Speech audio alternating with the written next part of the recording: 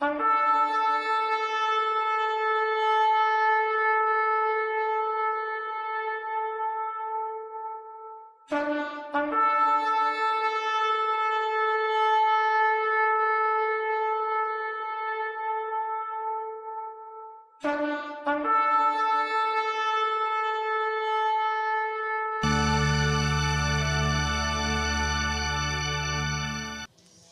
po.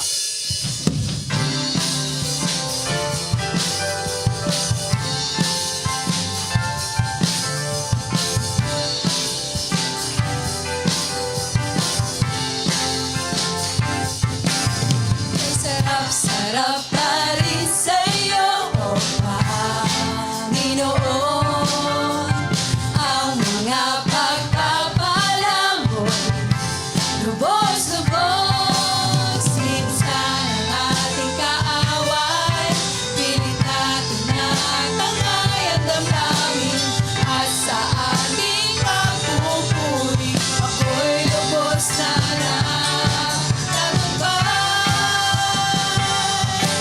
okay, sarap-sarap pa rin sa'yo, o Panginoon. Ang mga pagpapala mo, lubos-lubos. Minsan ang ating kaaway, pilit natin natangay ang damdamin. At sa ating pagpupuri, ako'y lubos na tagumpay. At kailangan lang ay babad sa presensya mo, babad sa iyong salita, babad ang sikreto ko kung bakit ako masaya, babad sa presensya mo, babad sa iyong salita, tulad ng isang usang na laging uhaw sa'yo.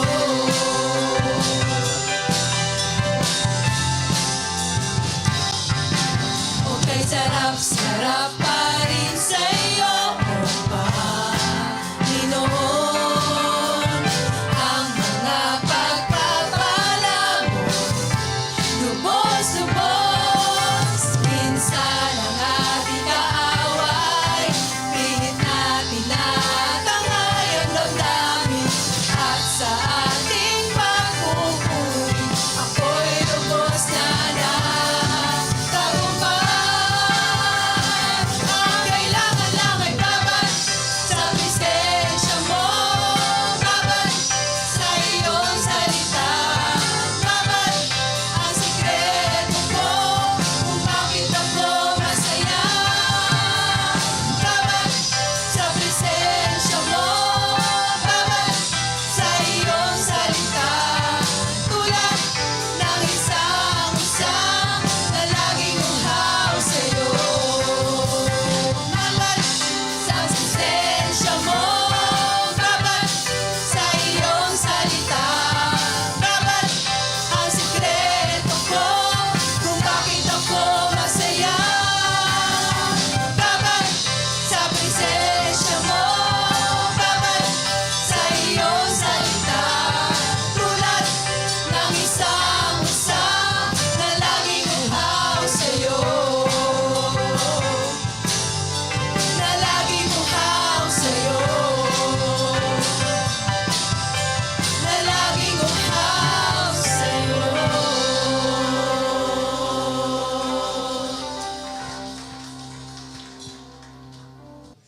To be here. Ito po'y okay yung sound system dito. Ayos. Lord is good. Dito po kami lumaki. Ang misis ko po ay dito nakakilala sa Panginoon. Oh. Ibaba ko ba? Okay. Yeah. Thank you.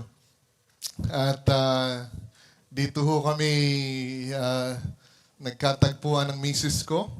Yeah. Mata sa mata. Pinanalangin ho niya ako for a year. Hindi yan, hindi yan. Bibiro lang ho ako. Pero nung nakita ko po siya, ang puso ko ay nahulog na. Yan, yan. Hindi ka pa Christian noon eh. Nakita noon nung ah, buhay ho namin yon, story namin. Pero ang pinakamaganda, yung story ng Panginoon. Right? Lahat po tayo may istorya sa Panginoon. Yan. At alam ko nakikigala kayo sa amin dahil narito kami, galak na galak ho kami na magkakasama tayo ngayon. Kuya Willie, Ted na, sa lahat, Pastor Migs, Ninong, Ninang. So you're all a blessing to us sa aming pong buhay. Pero again, dahil ho sa kagandahan ng kabutihan ng Panginoon. Masyado ho kong emosyonal, pero pipilitin ho natin. Yung katapatan po ng Diyos sa MCF, sa mundo, sa bawat isa sa atin, yun po ang titingnan natin. God's great faithfulness. Sa misyon na pinagkaloob sa atin ng Panginoon, sinimulan ng ating Panginoong Yesus, pinasa niya sa kanyang mga alagad, hanggang ngayon ho, naipasa sa atin, hallelujah.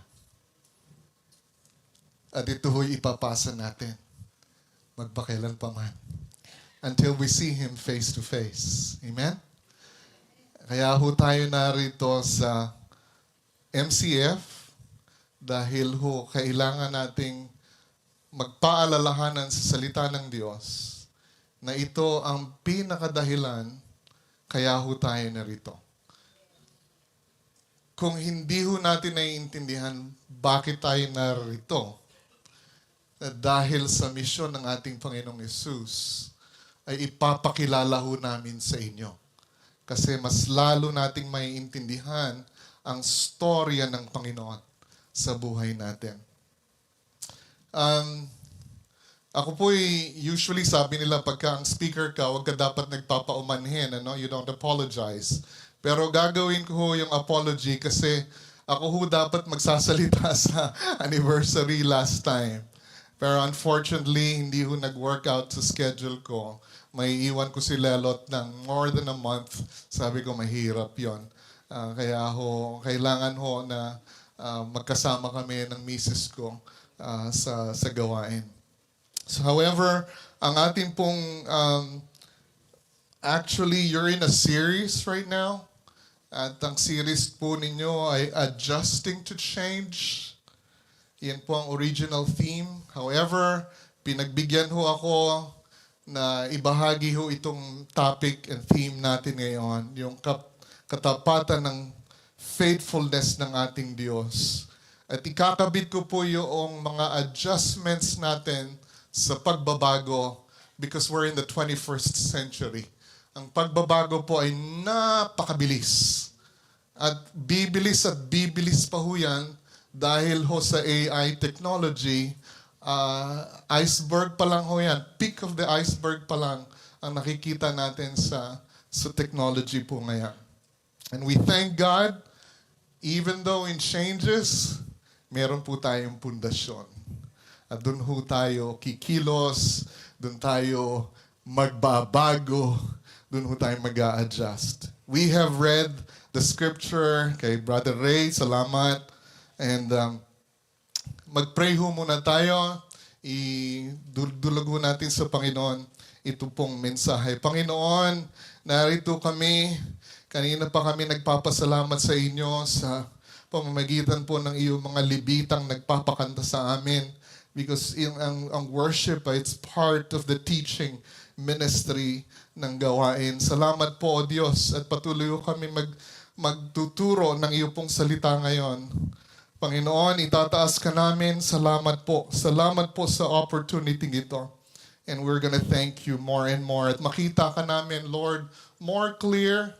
But the wonderful thing, Lord, is we're gonna know you more and enjoy you more throughout eternity because you have so many things to offer to us for us to learn you more and more. In Jesus' name we pray.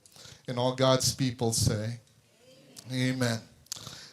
Alam po ninyo, gusto natin lahat ng magandang story, a good story. Even in books or movies, every art is a storyteller, either in song or in painting on a canvas. Di po ba? May story pagka pupunta kayo sa museum, pumunta kayo ng mga artwork. Kaya ho yung mga, mga modern artwork, kalokohan eh. Yung walang meaning, yung mga bagong-bagong mga... So sa akin, as a lover of art, kahit sa mga awitin, gusto natin may narrative, may kwento, may storya. Love na love ko pong magbasa ng libro, and it carries me throughout every line that would lead me to the next chapter. Binabasa ko ho ngayon yung Fellowship of the Ring ni Tolkien. Napakaganda. Sabi ko nga kay Lelo, napakaganda talaga itong librong to. Kahit napanood ko na ho yung pelikula. Pero ang ganda-ganda nung libro kasi it leads you to the next chapter. And yun yung climax. And we all love the climax, the happy ending, right? And they live happily ever after. Yan ang kwento na gusto natin lagi. Si C.S. Lewis po, ang author ng Narnia Chronicles, and many other wonderful books said, perhaps all the good things we desire is a longing. Yun po yung pagnanais natin, pagnanasa natin, or a shadow for what really we are created for. Yun ho mga magagandang bagay na gusto nating nakikita sa mga libro, sa mga awitin, It's still a glimpse ng reality na ibibigay sa atin ng Panginoon. Di ba? And it's a shadow for what we really are. In a sense, for us Christians, it is a foretaste of a good ending in eternity with God. That's the ending. Alam nyo, masarap po magbasa rin ng mga biographies, ng histories. I love history. Usually when I peek into their lives, nakikita natin yung hard work nila, yung perseverance nila, yung faithfulness nila, love in what they are doing, and seeing life as fulfilling in the midst of struggles and pains. At the same time, we can see and feel the pains na atin pong nararanasan, and we can identify doon po sa mga binabasa natin. Alam niyo naman po, mayroong dalawang causes ng pains. Mayroong natural pain at mayroon rin pong man-made pain. Unfortunately, ang mga nakikita natin na masyado talagang nakakasira ng mundo ay yun pong mga man-made pains na na-experience natin. Right before our eyes. Tingnan lang ninyo pagkalaki ninyo. Di ba? Yung mga pains ninyo ay sometimes it's not only the natural stuff. It's the man-made, yung pinakamahirap na nararanasan natin. Like yung destruction ngayon sa gulo sa Myanmar, sa Middle East, sa Ukraine, yung rumors of war ngayon na baka tirahin ng US ang Iran, patalsikin si Khamenei. There's so many things. These are all man-made, yung mga kaguluhan. Sa amin din po, sa FEBC, because I've been with FEBC for decades of years. Kami po ay nakaranas din ng pains noong aming pong isang broadcast o isang staff natin na tumutulong sa loob po ng Laos ay binarel noon pong July 2024. Baka nabalitaan niyo yun. Ito po yung nangyari. When he was gunned down, his wife called our senior worker. Alam ko nasa Facebook tayo and online tayo. Kaya I'm careful also in what I'm saying because I want to protect our people there. And he was dying on the phone, and he died a few minutes after. He is left with his wife and 2 sons. Kasi yung wife nga ay tumawag kagad doon po sa aming staff. At iniwan niya yung kanyang 2 anak, 14 and 11. This is tragic. And this was perpetrated by man. Yun yung mga man-made evil. The sources po ng man-made calamity is from what we call as Christians, kasalanan. Okay? Talagang dapat nating sabihin, kasalanan ang sumisira ng mundo. Throughout history, we saw how man causes atrocities to his fellow man. Marami pong killings, maraming wars, genocide, terrorism, murder, crime, overuse of drugs, racial discrimination, trafficking, and many more. Nakikita ho natin yan sa 21st century, kitang-kita natin dahil po na-magnify siya in the palm of our hands. Right? Kitang-kita ho natin ang social media. Kitang-kita natin yung mga patayan. Kitang-kita natin right before in the palm of our hands, sa cellphone. I see more and more dito po sa mga gera, it's all about narratives. It's made up stories. Tawag ho natin dyan propaganda. Fake stories. In short, they are all kasinungalingan. Right? Pagka kayo po ay nandyan sa inyong Facebook, maraming mga fake news. Meron hong kanya-kanyang sariling storya. From the very start, ang pag-deceive sa atin ng kaaway ay sa pamamagitan po ng kasinungalingan. Yung lies na binigay niya kay Eva at saka kay Adan. But you know what? I will assure you, mga kapatid, and I have this confidence, may iba pong storya, and God has a different story to MCF and to the Christians, and in fact, to this broken and damned world. Amen? Meron po tayong napakagandang story. God has a different story. Bakit po ako confident dito? Dahil po ang author ng buhay, ang magsulat po ng buhay, who God He Himself is faithful. Tapat po siya at ang kanya pong katapatan ay base sa pag-ibig ng Diyos sa mundo at sa atin. It's all about love. It's all about love. Sabi nga ni Michael Jackson, it's all about love. It's all about love. I hope naintindihan ni Michael Jackson yung sinasabi niya, it's all about love.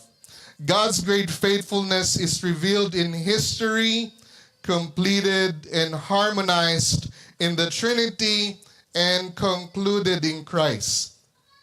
Ang dakilang katapatan po ng Diyos ay ipinahayag sa kasaysayan, naganap ng pagkakaisa ng Trinidad at naganap na nakumpleto sa ating pong Panginoong Yesus. Meron po akong 3 bagay na gustong i-emphasize ngayon. Let's see, tingnan ho natin how the author of storytelling showed His great faithfulness to us. Una, revealed in history, ipinahayag sa kasaysayan. Dito po sa mga verses na nabasa ho natin. For this reason, I kneel before the Father, from every family in heaven and on earth derives its name. To Him be the glory in the church and Christ Jesus throughout all generations forever and ever. Amen. Naipahayag po sa kasaysayan. Amen? Ginawa ho ng Diyos. Sinimula ng Diyos at tataputin to ng Diyos. Tatapusin niya. From generations to generations. Ang kabutihan po, ang katapatan ng Diyos ay nandyan. He is very much involved in us. Throughout history, God is actively involved in humanity. He is not a God who created the world and its cosmic laws to run in automation. Hindi po. Ang Diyos po ay involved in every minute details of our life. Hindi ho niya tayo hinayaan. Hindi na tayo pinakawalan at bahala na kayo, nandiyan na ang creation. God is involved in your life and mine. God engages in many levels throughout history. If you look at the scripture, we will clearly see how He's there all the time. Posible pong nararamdaman natin na ang Diyos natin ay malayo sa atin, lalong-lalo na pagka tayo po ay nandoon sa gitna ng mga pagsakit sa buhay. In fact, sometimes we don't want God to interfere in our lives, to intervene in our lives. We don't want Him to be involved with our lives. Sabi natin, I am on my own. In fact, others say, I don't believe in God at all. Alam niyo po, ako'y naniniwala. The reason why they hold on to these beliefs na hindi sila naniniwala sa Diyos o yung mga ayaw nilang makialam ang Diyos sa buhay nila, dahil po nakarinig sila ng different narrative or different story. Perhaps they heard this from other people who influenced them when they were young, o kaya pinlumaki sila sa tahanan na lagi lang sa kanilang sasabihin na wala kang kwenta sa buhay na ito, wala kang mapapala sa buhay na ito. Yun yung mga negative narratives na posibleng narinig natin nung lumalaki po tayo sa pamilya o sa tahanan. Kasi ang mga magulang natin ay ganun din yung kanilang pinagdaanan. Right? Kaya naipapasa po from generation to generation. Pero ngayon po, iba na. Meron tayong bagong storya, bagong narrative na pinapakita sa atin ng Diyos. Ito po ang story ng Diyos sa Biblia, and it's totally different. Here's the word of God. Sabi ho sa Isaiah 40 verse 12, look at this. Who has measured the waters in the hollow of his hand, or with the breadth of his hand marked off the heavens? Who has held the dust of the earth in a basket, or weighed the mountain on the scales and the hills in a balance? Hawak po ng Diyos ang lahat, ang mundo. Isaiah 45:12. It is I who made the earth and created man upon it. I stretched out the heavens in my hands, and I ordained all the host. Ano po ang galaxy natin? Ang tawag? Milky Way. Milyon, bilyon na po ang stars. Alam po ninyo na di-discover ng science ngayon, there are billions of galaxies. Maarap ba natin yan? Right? Dito lang sa Milky Way, hirap na tayong mag-measure. How much more sa billions of galaxies na gawa po ng Diyos. Ito ang Diyos na pinagtitiwalaan. And sabi ng Psalm 147 verse 4, He counts the number of the stars. He gives name to all of them. Kung ito po ang Diyos na pinagtitiwalaan, alam niya, binigyan niya ng pangalan ang mga bituin. How much more nakakilala niya tayo at naiintindihan niya tayo. Ganyan po ang Diyos. Christians have the best story. God is so much involved in the universe and affairs of man. Be rest assured, MCF, your birth as a church and your continuing existence are all planned by God. And your future is safe because your story is in the palm of His hands. Hawak po tayo ng Diyos. And your future is safe. To say that God is not there in your life is a lie. Kasinungalingan po yan. Kasi po, ang ama ng kasinungalingan ay walang iba kundi ang diablo. Puro kasinungalingan po siya. God is faithful and He will complete what He has started. Christians have the best story. Pangalawa, pinakita sa kasaysayan. Pangalawa po, naganap sa pagkakaisa ng Trinity. Ang Diyos, ang kabuuan, ang Godhead ay kumikilos sa atin pong mga pangyayari sa buhay. God's faithful story and the very obvious in the Trinity. Sabi nga, for this reason I kneel before the Father, from whom every family in heaven and earth derives its name. I pray that out of His glorious riches He may strengthen you with power through His Spirit. in your inner being so that Christ may dwell in your hearts through faith. Kung ang banal na Espiritu po, ang Diyos Ama at ang Diyos Anak, ay kumikilos sa lahat ng mga pangyayari sa buhay natin, we're safe. We're safe in the palm of His hands. Kung magkaroon po ng nuclear bombing or nuclear thing sa mga nangyayari sa mundo, we are safe. Amen? Ang technology po ay nakakatakot, actually. Okay? Hindi ko kayo tinatakot. Honestly, this is reality. Pero, hindi tayo magtatakutan. Tayo po ay magbibigay ng kasiguruhan. I just want to assure you. Kaya ho, kung first time nyo itong dumating sa simbahan at naghahanap kayo na kayo talaga ng pag-asa at kasiguruhan, ang masasabi lang ho namin sa inyo ay ang Panginoong Hesus lamang ang may kasiguruhan sa buhay na ito. Amen? Lagi ko pong ibabahagi yan sa inyo dahil lagi pong iyan ang mensahe ng MCF. Dahil it's all about love. It's all about love. Yeah, sabi nga ni Michael Jackson, it's all about love. Okay? We can see clearly how the Trinity has completed it and still completing His salvation story with us. The Trinity in action. Alam niyo yung mga theologians, dinidiscuss nila, paano maintindihan ng Diyos ang pag-ibig kung wala pa siyang, kasi God is before all things, wala pang creation. Dahil, alam niya ang pag-ibig. Nagkakaintindihan sila ng Ama, ng Anak, ng Banal na Espiritu. They have relationship. He has relationship. Okay? Alam po ninyo, yung Trinity, meron akong, alam ko, ito rin mga analogy nyo. May lame analogy tayo rito. Yung napakababaw, yung itlog. Di ba? Yung itlog, yung balat, yung puti, at saka yung dilaw. Egg yolk. Okay? So sabi ko, okay. Paano natin maintindihan ng Trinity? Okay?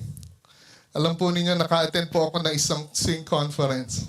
Brother Ken, pwede kang pumunta sa keyboard. Yeah. Punta po ako sa isang sing conference. Thank you, Brother Ken. Alam ko, I put you on the spot. Napakinggan ko po ito sa isang pagtuturo dahil ito po yung sing conference nila Keith and Christine Getty. Yung composer po ng In Christ Alone. Kanilang 20th anniversary. A speaker named Dr. Jeremy Begbie. Professor po siya sa Duke University. At yung primary research niya ay yung kaugnayan ng theology tsaka arts. Si Dr. Begbie is a highly skilled musician. This is my first time hearing the explanation of Trinity in this way. Alam ko po yung, lagi nating yung itlog. But for Begbie, being a musician and doing his research in finding correlation between theology and arts, he used the best analogy I ever heard of about Trinity. It is through music, through sound. He built his talk nicely nung nakikinig po kami. He played the fundamental notes of a C chord. Kuya Ken, paki-play nga yung C chord. Yung C. Yan, just yung plain C. Yan, yung C. Ang C chord, ay ang nota po niyan ay C, E, G. C chord. So merong tatlong nota, you hear it the same time, and it's real, and it's happening. Yeah? Di ba ang ganda ng C chord? In the sound world, it makes harmony. Tatlong nota na papakinggan natin, it makes a harmony. Each note is separate, but rings out in the same space and time. Kasi naririnig natin in space, naririnig natin in time. That's the best analogy. I say, woo! I love it. I love it. Meron na akong bago. And so, salamat kay Dr. Begbie. Salamat sa iyo, Brother Ken. You know, each note is separate but rings out in the same space and time, and it sounds beautifully. Sabi nga ni Dr. Begbie, it is a good sound, and it generates difference without boundaries, and it resonates so beautifully. He added, Trinity is a reality to enjoy and not a problem to solve. Yeah? Kasi kung isosolve natin yan, may hirapan tayo until we see God face to face. This is the God we serve. In our redemption story, it is harmoniously played by God the Father, God the Son, and God the Holy Spirit. God is very much involved. This is the best picture po ng unity and fellowship, yung image ng Godhead. It's hard to comprehend, but it's so beautiful to know and to seek who God is. Alam niyo po sa akin pong devotion, ito po yung i-share ko lang po sa inyo as I pray and write sa Diyos. Nag-journal po ako. And then, every time I go on a verse, kinukot ko yung verse, kakopy ko, paste ko yung verse, sabihin ng verse na, He is faithful and just to forgive our sins, right? Ang lagi ko pong gagawin, mayroon akong confession na gagawin. Naiintindihan ko to, Panginoon, pero hindi ko pa rin talaga maiintindihan ito to the fullest. Kaya, meron ho akong confession na gagawin lagi sa journal na yan. Until I see who God is. Kaya ikukot ko ho ang banal na Espiritu, tulungan mo ko, Panginoong Jesus, ikaw lang ang aking saklolo. Ama, tumatawag ako sa iyo. You know? So nandun lahat ang Godhead. Nagpapasalamat ho ako sa mga experiences, sa mga exercise na yan. Spiritual discipline ko po yan. What an image of unity. That's why the prayer of Jesus to His disciples is so profound. Father, make them one as we are one. This is also His prayer to us. MCF, I've gone through lots of hardships as well in life. Meron po kaming mga issues din sa simbahan dahil ho iba-iba kaming personalidad. Okay? Sa akin, lagi kong sinasabi, personality is okay, matatanggap ko ang personality. Dahil meron tayong iba-ibang mga personalidad, right? However, we always look at the heart. Kung tayo pong lahat in our own personality differences ay hihiling ng saklolo sa tulong sa Diyos, alam ko po ay tutulungan tayo. And I believe that. And I believe that. Ang puso po na binabago ng Diyos ay meron pong patuloy na paglago sa Panginoon. Kaya yung personality ninyo, pwede yung mabago yan. Dahil ho sa pagbabago ng ating Panginoon. Yung personality ko po, hanggang ngayon binabago pa rin. Kausapin niyo ho si Lelot.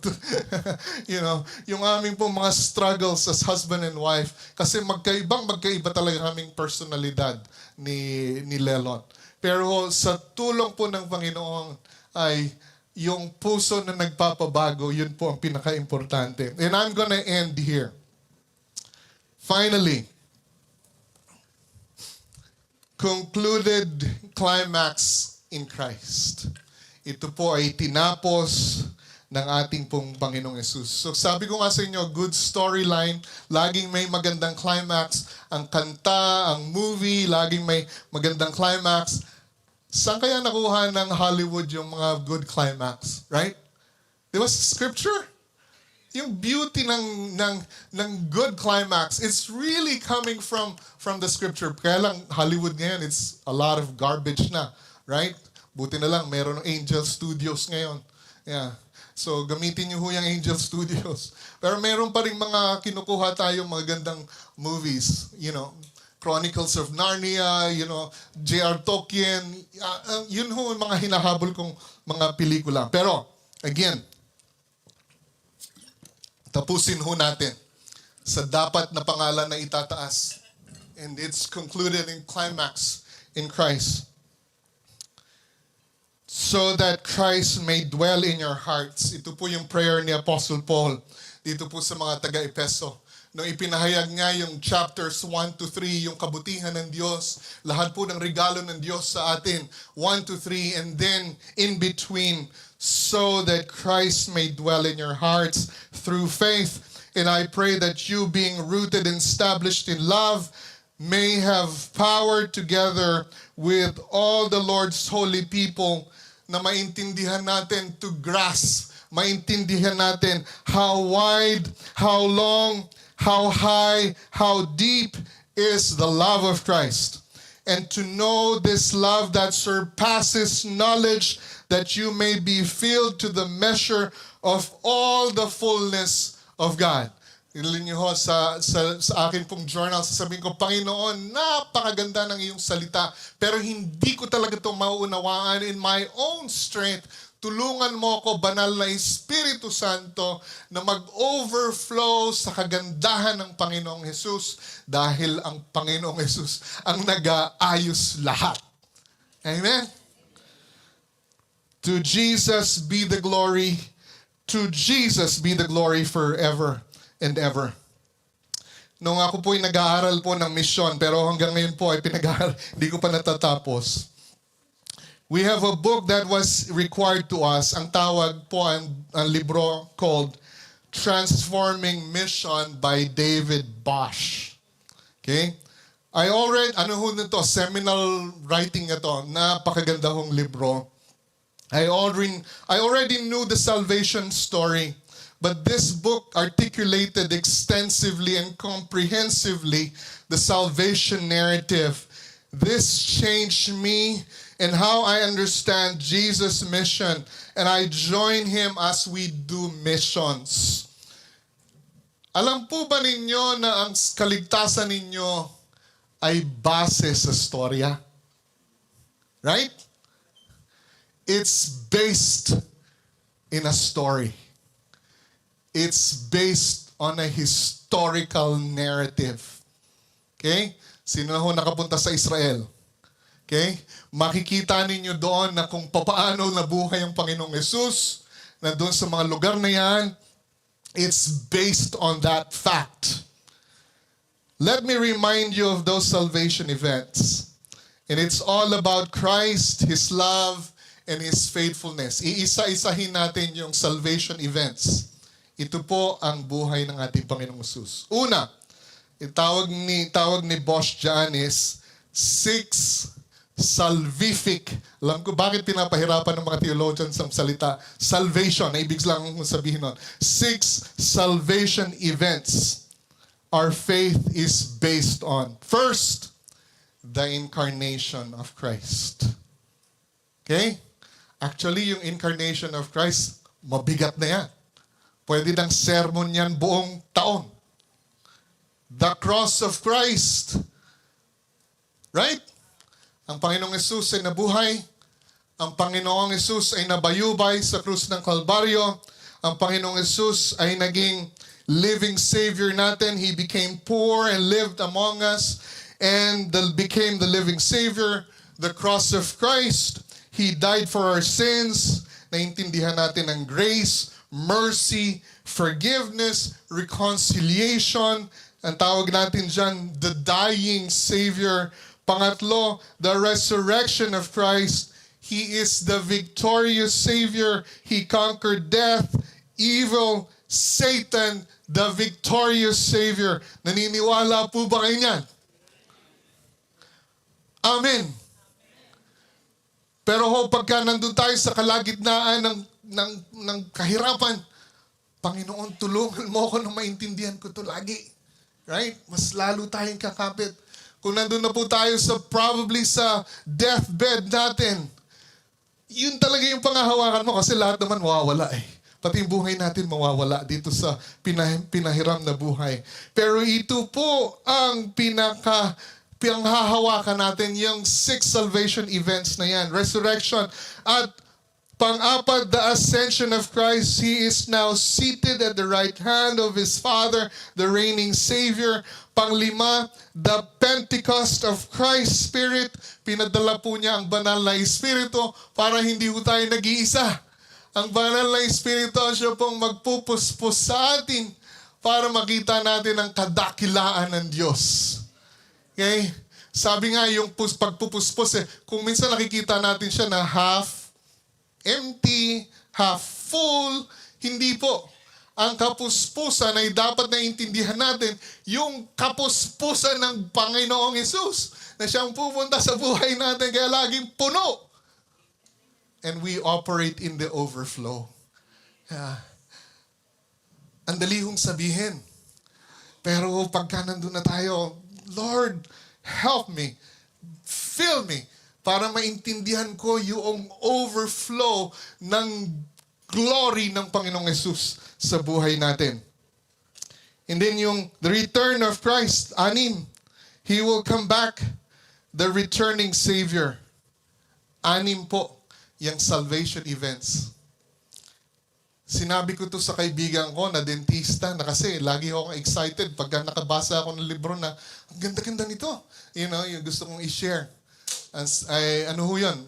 Magaling na kaibigan natin. Sabi niya, Pastor, bakit 6 lang? Yung bang, kasi di ba, mas gusto natin 7. Incomplete 7. Di ba? Which is true. Sabi ko, valid. Valid yung question mo. Aba, nagka-epiphany yata ako. You know? Sabi ko, alam mo, I think this is the invitation of God. Let's join Him dito sa salvation events na ito. And it completes us. Yeah? Ewan ko kung okay yun sa mga theologians. Yeah? Pagka-completion ng ating pong hahanapin, makukomplete tayo kung may intindihan natin yan. Yang 6 salvation events ng Panginoong Hesus sa buhay natin. This is God's story of His great faithfulness because of His great love to us. Alam po ninyo, kaya ako tinawag na good news yan Kasi it's an event. Ebanghelyo, good news. Hindi po siya good suggestion o good opinion or good teachings. It's good news because it happened. Ebanghelyo, gospel. Yan. It's a good news. Something happened. God's story of His great faithfulness and His great love to us. MCF, this is your story because you are in Christ. Every one of you, this is your story if Christ is in you. And we will reign with Christ forever. This is my story. This is my song. Praising my Savior all the day long. This is my story. This is my song. Praising my Savior all the day long. Sabihin pa natin. This is my story. This is my song. praising my Savior all the day long. This is my story, this is my song, praising my Savior all the day long. It's the gospel of Jesus Christ. Sa inyo mga worship ministers, salamat. I'm a worship pastor for many, many years. It's always about the gospel because the gospel changes everything. Yun yung highlight natin lagi. Lagi kong sinasabi po yan sa mga miyembro namin pagka nagli-lead ako ng worship. Pumunta tayo sa krus ng Kalbaryo, humingi tayo ng kapatawaran, nandyan ang kapatawaran, at hindi ho natatapos doon. Kasi nabuhay na maguli ang Panginoong Yesus. Okay? Kung minsan dumadating tayo sa krus, patawarin mo ako, Panginoon, patawarin mo ako. Yeah. Talagang patatawarin ka ng Panginoon. Pero it doesn't end there. Merong resurrection. Merong tulong ng banal na Espiritu sa iyo. Kasi alam natin na ang Panginoong Yesus ay babalik at tayo ay reigning with Christ. Look, mga kapatid, mga kaibigan, this is a story, this is a narrative na ipinasa sa atin ng mga alagad ng ating pong Panginoong Yesus na hanggang ngayon na ipasa sa atin. Hallelujah, right? Paano kung naputol yon? Right? Hindi ko mapuputol yan. Kasi yun yung pangako niya, it will go on forever. We need to adapt to change. Gusto kong ipasok dito yung topic. Kasi 21st century is changing rapidly. Nagpapasalamat po ako sa Panginoon na dito sa mga kayo. And I know many more lives will be done. Many more lives will be ushered. I just like to highlight this, Ang mga apostles po ay gumamit din ng mga technology sa paghahayag po ng salita ng Diyos. Kanina nag-uusap kami ng mga pastor and we thank God for the technology kasi naririnig tayo ngayon sa buong mundo. Okay? Maraming pinagpapala dahil sa social media. However, sa mga pagbabago sa innovations na kailangan natin gawin, gusto ko lang i-highlight ito. Ang mga alagad during that time ay ginagamit po nila yung Greek language. However, nung nakakilala na ang mga taga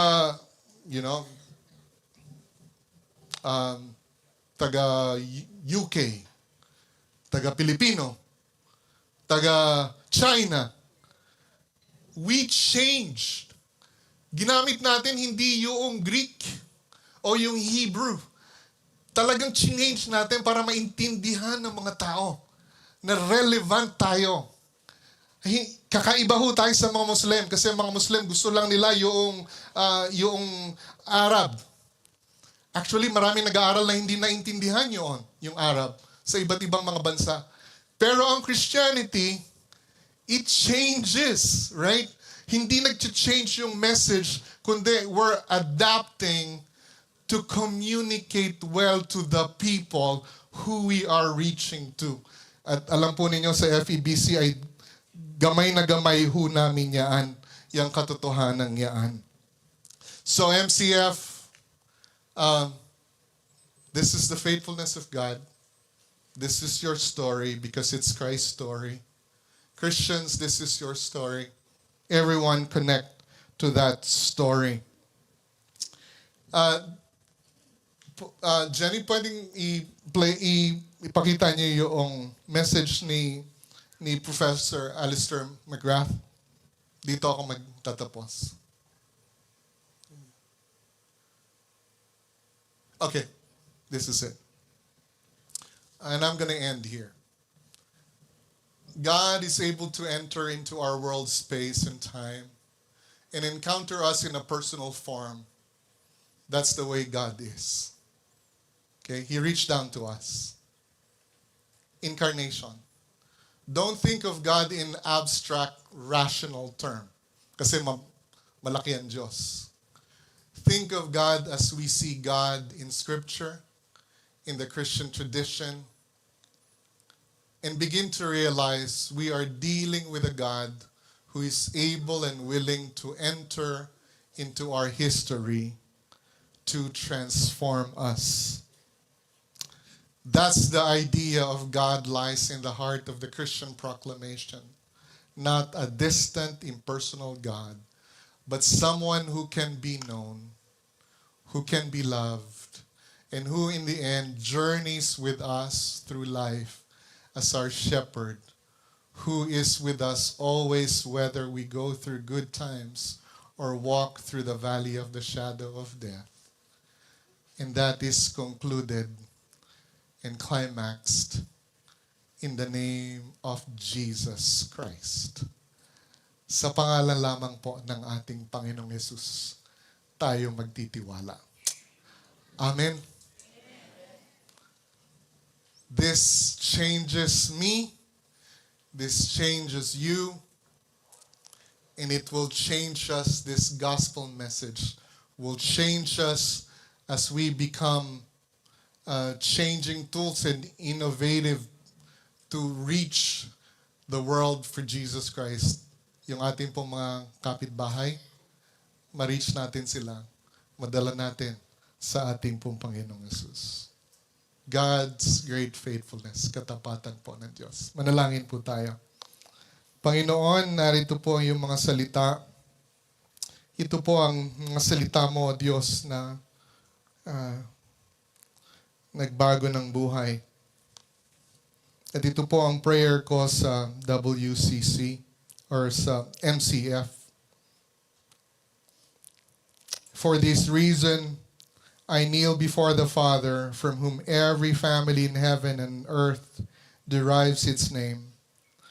I pray that out of his glorious riches he may strengthen you with power through his Spirit in your inner being, so that Christ may dwell in your hearts through faith.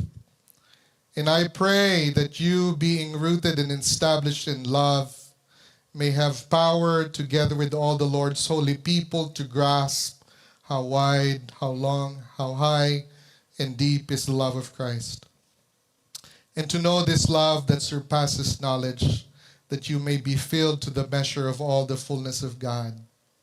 Now to him who is able to do immeasurably more than all we ask or imagine, according to his power that is at work within us. To him be glory in the church and in Christ Jesus throughout all generations, forever and ever. Amen. MCF, this is the call of God for us.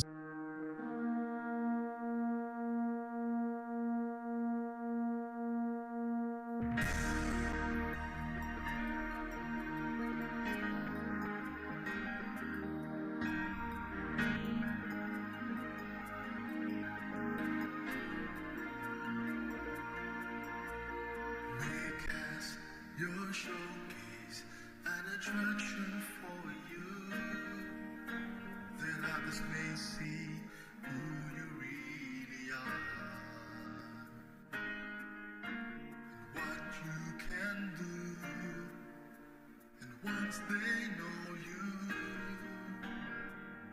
they will love and serve you. God, oh God, bless the world through MCF as we gather.